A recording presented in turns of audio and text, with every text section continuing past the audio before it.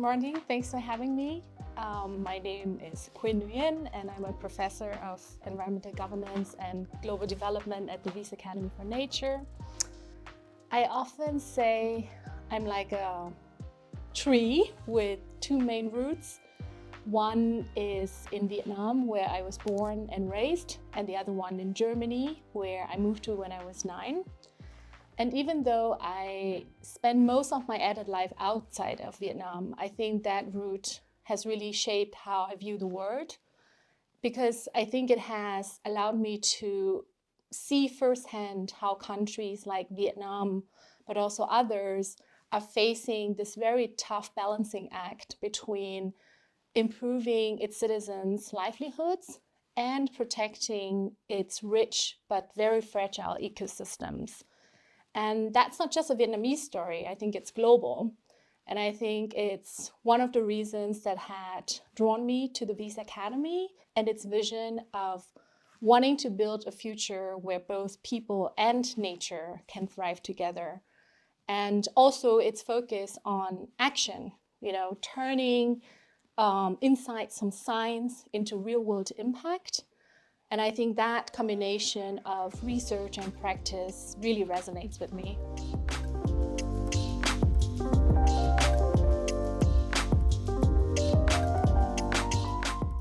Well, as you know, we do not have a global government, right, that sets out rules for how we govern our shared natural resources like air, water, but also the climate.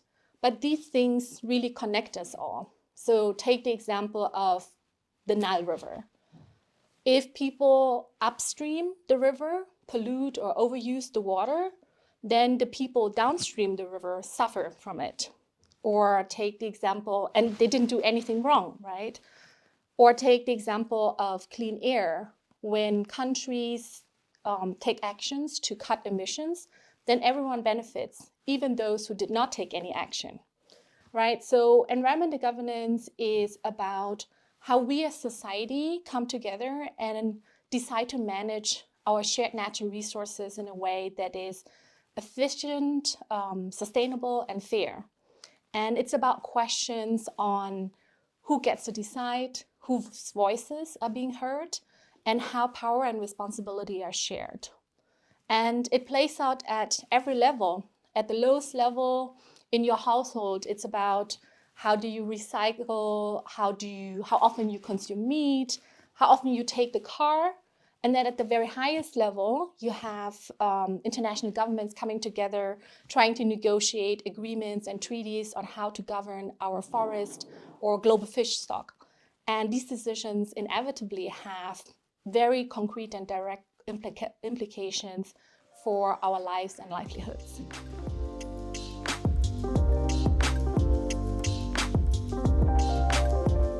We, as a team, we really work together. There's not like a clear division of labor, but it really depends on the different projects we work on. So one project, for example, takes us to the Mekong Delta, where salinity intrusion that turns fresh water salty and damage crops, mainly rice crops. And in this project, we are working closely with farmers and women's cooperatives and local officials, and ask not only what is going wrong, but also what is already working and how can policies support these efforts instead of being in the way of these efforts. And then in another project, we conduct survey experiments across different countries and ask or try to understand when citizens are willing to support environmental policies, and especially when these policies come with costs. And we ask, are people more willing to support restrictions for environmental protection when they are perceived as being fair? And what matters more? Is it equity or is it effectiveness? And then we also use tools like randomized control trials, or RCT, to test whether governance interventions are actually making a difference on the ground. So for us, it's not just about research as in to understand the word, but really trying to improve it in a way that is evidence-based and also grounded in real lives.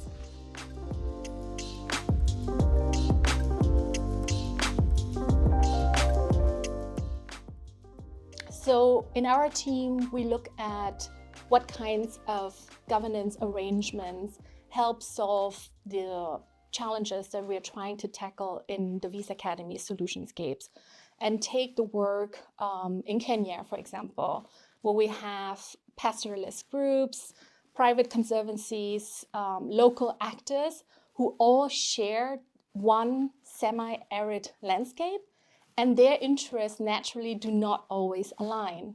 And so we ask, how is the power distribution in this landscape?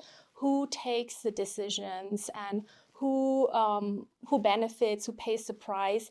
And then from that, we're trying to go back to the science and try to learn what governance setup would work best in this kind of situation or configuration. And the special thing about the Wyss Academy is that we do not just stop at asking these questions, but we, based on what we've learned from the science, we design and we implement real-world pilot interventions and then measure whether they actually work.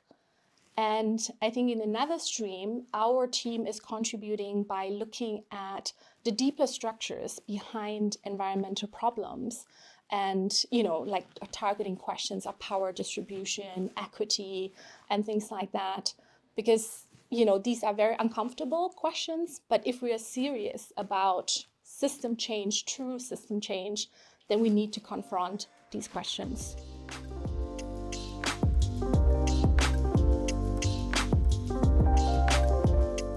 This project is directly feeding into, like raising questions about power and power distribution. And in this project, we are for each solutionscape, we are mapping the key stakeholders that are, through their action and their interests, are having an influence on the development, the socio-ecological development in our solutionscape of the Wyss Academy. And we are in order to understand who is influential in that network, who is more at the periphery, who acts as information brokers, who is acting as a bridge between different stakeholder groups. We are conducting extensive and comprehensive interviews with these stakeholders. And based on the information and the data that we have collected, we can map out these relationships, and we can also model how does the work of the Wyss Academy, by engaging with these stakeholders and partners, shape and change the network configurations. So maybe I can take the example of Laos, if you don't mind, because that was the first stakeholder network analysis that we did. And so we have a very diverse range of actors in this relatively small solutionscape where we work in Nam Tien. And so we have from army officials, representatives, to the district level government, but also the higher, so the province level government. And then we have farmers, we have the villagers, of course. But when I say, for example, farmers, like it's not, they often also represent two or more stakeholder groups. For example, a farmer can be a family member of the army officials. So with the stakeholder network analysis, we can also detect what is the type of relationship that these actors share with each other. So is it more of a formal, or is it more informal, or is it actually like family relationship? And, of course, these kind of things have a direct influence on the interests of these stakeholders and how they act and then interact in that network, in the solutionscape. And that, in turn has implications on the use and the management of the resources within the solutionscape. At this stage, it might be a little bit too early to speak of an effect or an impact of our work. But what where the stakeholder network analysis helps us is with our ambition at the Wyss Academy to actually demonstrate our impact. And we can do that by, having this mapping at this moment in time. And then we have the intervention the engagement of the Wyss Academy in this network, of course. And then in a year's time or 2 years' time, we can do another mapping of the network and see how the network and the relationships or the power distribution has changed over time through our action in the solutionscape. Obviously, the wish is that, we help to kind of streamline this configuration in such a way that it is bringing together actors, it is more inclusive, and that we have identified a coalition of change, that we work together and that we engage in our work.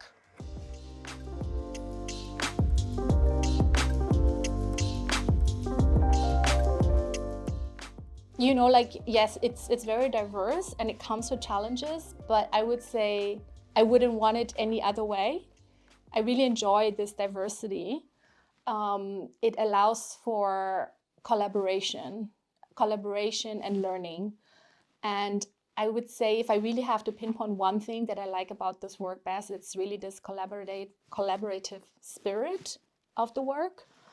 Because, I get to nerd out with the team, diving really deep into a theory or debating a certain model specification or, really unpacking the nuances of an academic paper. And then just quickly in the next moment, we are being brought back to reality when talking to partners on the ground about, the messiness and also the complexity of the real world. And I think it's that mix between, theory and practice that I really, really enjoy and appreciate. Yes, and also this diversity is also reflected in my daily activities. So one day I could be doing fieldwork in a rural community in Xayabury in Laos, and the next day I could be in the classroom with students here in Bern. And then the next moment I could be co-designing solutions with, our colleagues in Peru or in Kenya over Zoom. And I really think it's that mix that makes it so exciting. And it also allows for so much learning.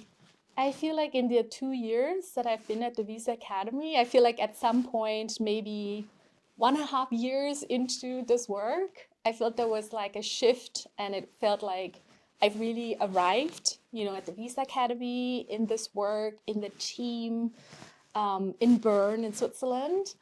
But still, I'm fascinated by how much I still learn every day, and it's really this special environment at the Wyss Academy where we have the very different business units working together.